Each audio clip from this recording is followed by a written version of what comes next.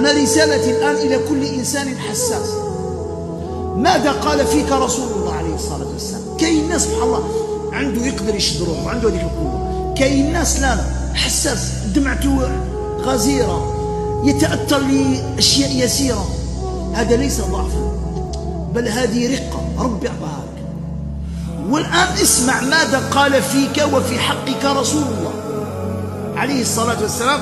قال يدخل الجنة أناس أفئدتهم، الأفئدة هي القلوب، أفئدتهم كأفئدة الطير، الناس رقاق حنان. هاد الناس دليل على صدق مشاعرهم. هذا الإنسان كيبين لك المشاعر تاعو في الغالب، هذا الحساس في الغالب مشاعره صادقة.